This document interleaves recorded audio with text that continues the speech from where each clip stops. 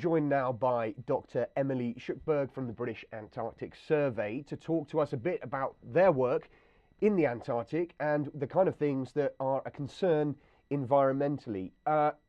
Emily, if I could ask you first, a thing that often seems strange to people who don't know much about the Antarctic is that it's described as the most inhospitable place on Earth, and yet we also hear that it's always so fragile. How do you balance those two things?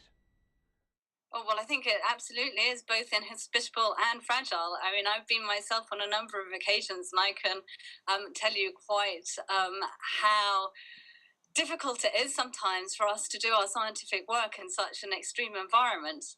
But it certainly is fragile. And again, both myself and many of my colleagues who've been to the Antarctic over many years have really started to see some of the changes that have been occurring in Antarctica, and therefore quite how fragile the environment it is. Many of the biological species are really well adapted to the very particular extreme conditions in Antarctica, but consequently are very susceptible to changes in those extreme conditions. So that's why it's so important to protect. And do you think that the message is getting across that this vast space that so few people see, and people, only see in nature documentaries and things like that very often, do you think the message is getting across that the seriousness to which it is under threat?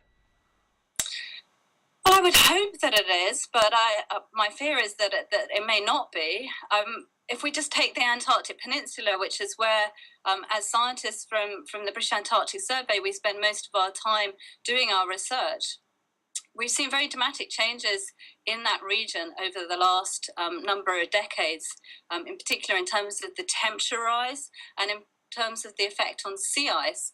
And we've now started to see that that's affecting some of the biological species there. So in the oceans, little shrimp like krill, their numbers have been seen to decrease significantly over recent years, and that's then impacted everything else in the food chain.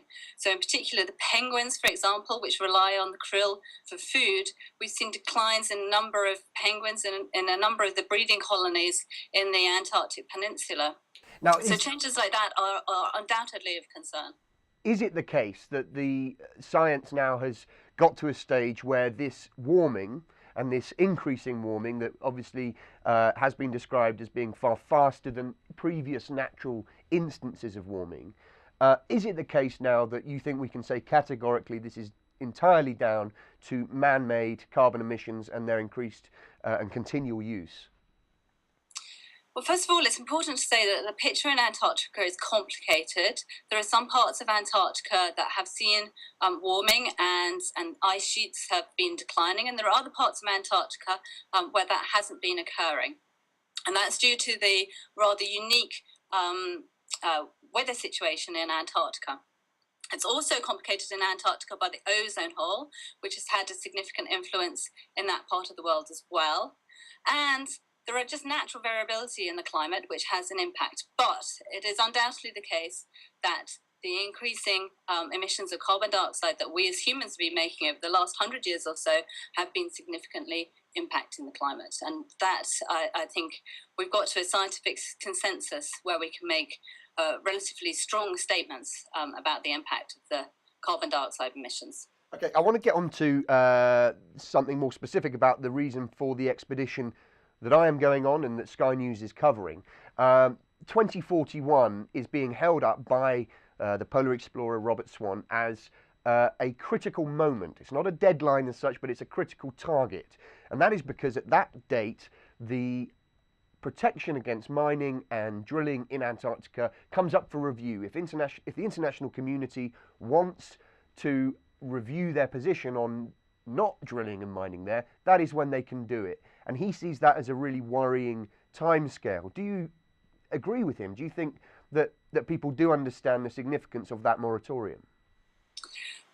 Well, I think certainly, again, from a scientific perspective, I think that both myself and all my colleagues strongly support the Antarctic Treaty, which has dedicated the Antarctic region as a region for peace and scientific research. And so I think all of us would feel that it's very important to uphold that both over the coming decades and further into the future. But is there a significant risk, do you think? Is there enough impetus for mining companies, drilling companies, national governments, with regards to the potential energy resources that are in Antarctica, to mean that there is a real likelihood at all that this moratorium may be let go, and that the rest of the Antarctic Treaty and the international frameworks that protect the continent may be at risk as well? Well, as I say, from a scientific perspective, I would very hope that that's not the case. From everything that we look at, and we do undoubtedly feel that Antarctica is a unique place that deserves to be protected for the whole of humankind. And I mean, some people that I've spoken to have said that in a way, the problem with focusing on 2041 is that there are other things we should be concerned about, not least the Arctic, or reducing carbon emissions more quickly. In a way, they say that 2041 seems too far off. And as a way of making people aware of global warming and the effects that man may have on that, it's not a great goal. It's too far off. It's hard to capture the imagination. Would you agree with any of that? Well, I certainly agree that it's important for us to focus on the Arctic as well as the Antarctic. In fact, we've seen very dramatic changes in the Arctic over recent years, particularly in terms of the decline in sea ice. In September of this year, the decline in sea ice compared to 20, 30 years ago was of an extent that something like the size of 3/4 of Europe, which is really quite concerning. So I absolutely agree that it's important to also focus on the Arctic and on global changes more generally. But I don't think these are either-or questions. I think that it's something that we need to address these environmental challenges throughout the world. Dr. Emily Shuckburgh, thank you very much. And you can watch more videos just like this on skynews.com, on our live blog, and on the Sky News iPad app.